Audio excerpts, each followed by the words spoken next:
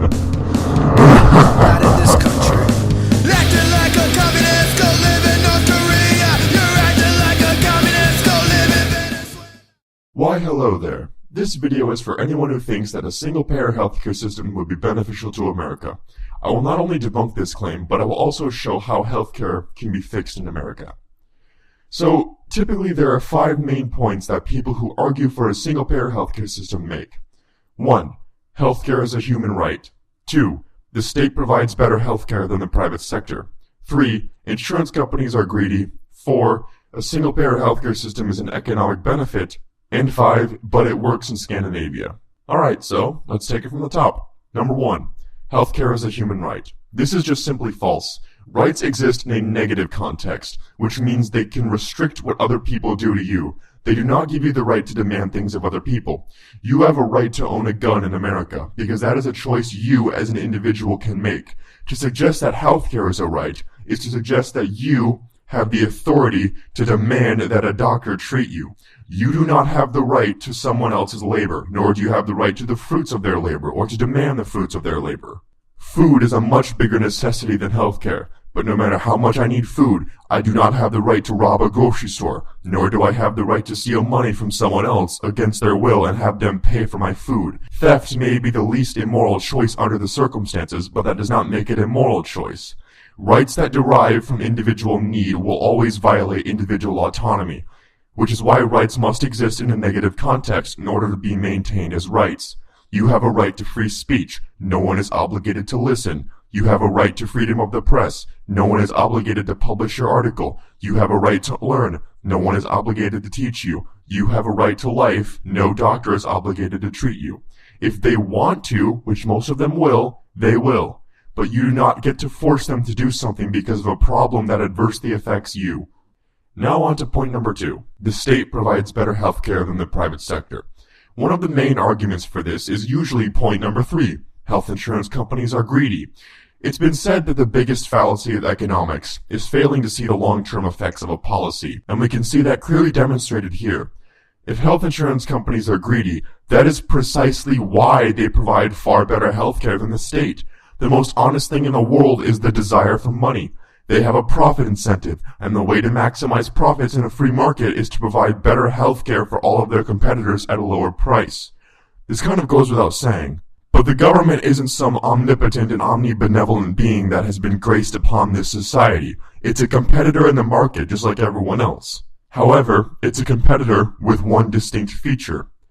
In a free market, wealth is created. In a statist society, the previously mentioned distinct feature of the government is that it does not create anything. It collects money from the citizens by way of force and redistributes them. The problem with this is that while wealth is created by the free market, once things start getting redistributed by the state, the economy becomes a zero-sum game. If the government helps industries X, Y, and Z by way of subsidies, it is at the destruction of industries A, B, and C that funded those subsidies by way of increased taxes.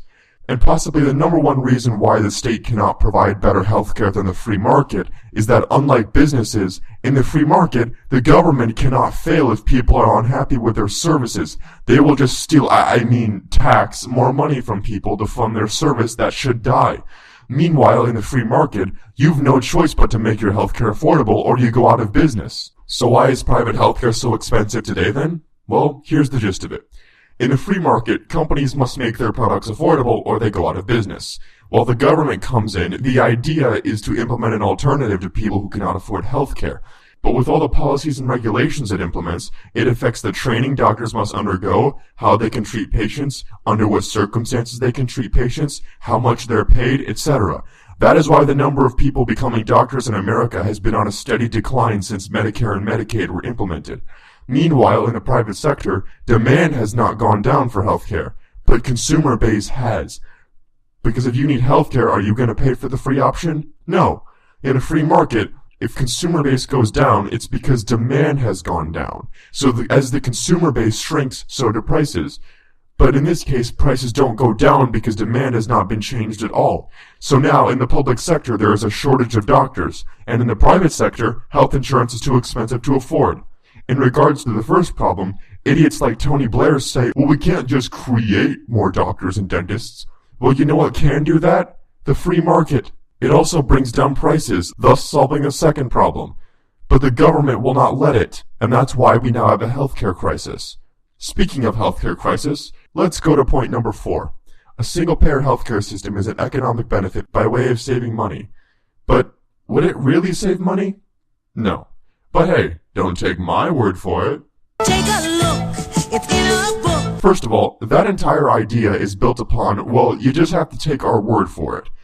Because even the most liberal media news outlets like Salon and Huffington Post don't seem to show any actual figures for it. I'll ignore the elephant in the room, the fact that handing all healthcare buying power over to the government is infringing upon the liberty of the individual to choose their own healthcare, even though individual liberty is what America was founded on. In order to talk about the more prevalent problem, the cost of public healthcare is a projected cost.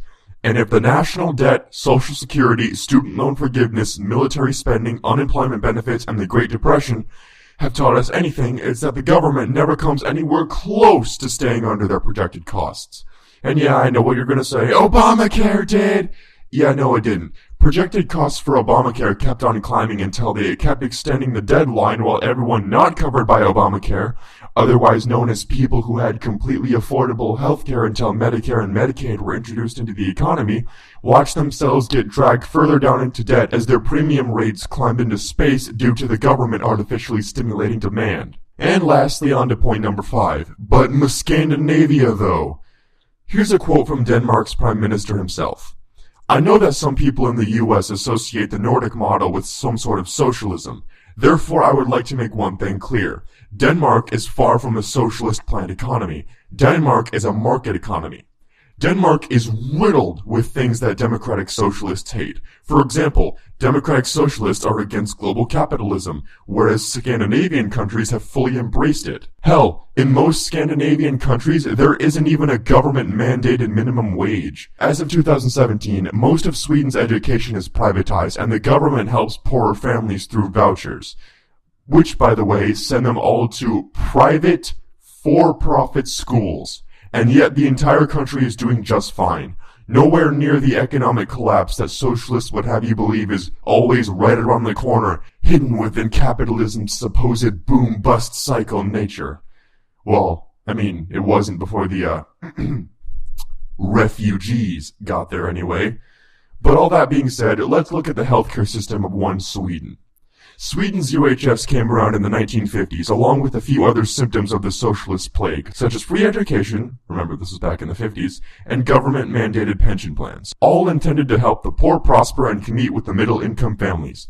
However, as St. Bernard of Clairvaux once said, the road to hell is paved with good intentions. It's taken a while, but now the average Swede can tell you their healthcare system is horrendous. And that's not an opinion. As of 2015, Sweden's hospitals were ranked among the worst in Europe with regards to their wait lists, calling the UHS an embarrassment, a shame to the country. And this didn't happen because of the free market. Sweden's healthcare system didn't start to deteriorate until the 1950s when central planners got their grubby mitts all over it. And to say there's a market failure in healthcare in Sweden would be like saying there was a market failure in bread production for the Soviet Union. Before these socialist policies enacted, Sweden had some of the lowest tax rates in the first world. And they had some of the highest living standards in the first world. And now that all of that has been implemented, they have the second highest tax rate in the first world, second to Denmark. Another thing often overlooked. Norway has quite a few problems with their healthcare system, but their population is so small that it doesn't make notice in the same way. Norway has 5 million people. Norway's deaths per year are about 3,000. That's about 0.06% of their population. Adjusted for the US population, 192,000 people would die every year just waiting for access. And those are just the deaths from waiting in line for public healthcare services due to improper treatment. For the actual waiting line, 250,000 Norwegians die every year. That's 5% of the population. Translated for the US population, that means 16 million people would die from a UHS in the United States every single year just for waiting for healthcare services. Remember, the government is just a competitor in the market like anyone else, which means any economic principle that applies to big business also applies to them. So let's look at what happened to their healthcare when it began to be provided by the government. First things first, while the UHS was intended to only be for the poor, that's not how it worked out. As said before, it's human nature. When you have the option of something and a free alternative for that same thing, you're likely gonna choose the latter. So private doctors left and right were losing patients, and thus their paychecks. So private doctors were forced to either take employment within the public system or leave the profession. The result? One giant single-payer healthcare monolith. So, of course, the government has to do a shittier and much less effective job that should be done by entrepreneurs: measure demand. But see, the government is providing free healthcare, which means the profit incentive just isn't there for them, meaning it cannot use market prices to allocate resources. So their estimates will inevitably be wrong, which will cause shortages in some places and overcapacity in others. At the same time, mind you, which, without prices to allocate resources, is a goddamn nightmare to try and crawl your way out of. Here's an explanation quote from the Mises Institute regarding Swedish healthcare. For non-emergency cases in Sweden, you must go to the Public Healthcare Central. This is always the starting point for anything, from the common flu to brain tumors. You must go to your assigned central according to your healthcare district. Admission by appointment only. Usually they have a 30-minute window every morning when you call to claim one of the budgeted slots. But make sure to call early on or they run out. Rarely will you get an appointment the same day. You will be assigned a general practitioner, probably one you have never met before, likely one who does not speak fluent Swedish, and very likely one who hates his job. If you have a serious condition, you will be started on a path of referrals to experts. This process can take months. Contrary to popular belief, this is not a feature of the system. It's to ensure maximum capacity utilization. This is an unavoidable characteristic of central planning, analogous to Soviet breadlines, which nobody refers to as a feature. Well, except Bernie Sanders. You know, it's funny, sometimes American journalists talk about how bad a country is because people are lining up for food. That's a good thing. So, what's the solution to healthcare in America? Look at it this way. Here's an explanation of the basic components of healthcare thought out by a good friend of mine. There are 3 components to healthcare: quality, affordability, and universality. There has never been an economy capable of churning out all 3 at once, so until that happens, we must stick with 2 of them. Affordability and universality get you shitty healthcare. Quality and universality get you healthcare that's either too expensive to afford, or healthcare that will drive up the national debt $9 trillion in one presidential term. I don't think anyone would dispute that quality and affordability are the best 2 features, and there's only one way to do that. Leave healthcare to the free market. Yes, that will mean temporary shortages, and that will mean some people will not be able to get the healthcare they need right away. But as stated before, in the free market, wealth and resources are created. And when the state does not take money from one end of the economy and give it to the other end, the process can happen much faster. So universality would also increase. By offering that explanation, I've actually smashed the hidden 6th main point of people who argue for free healthcare. Why do you hate poor people?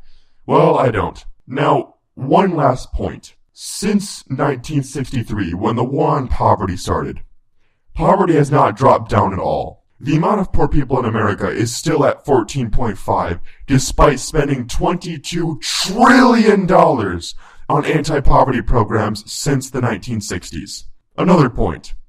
Since the start of the war on terrorism, deaths from terrorism globally have increased 4,500%.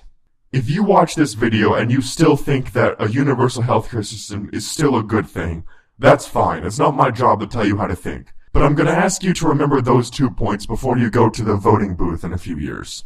Well, that's it. I hope you guys learned something from this video, and I'll see you guys next time. You don't even know what gender you are. You can't even tell me you're one bit oppressed. If you pulled that in the Middle East, you'd be stoned in public or sent to a work camp if it was a communist nation. Acting like a communist, go live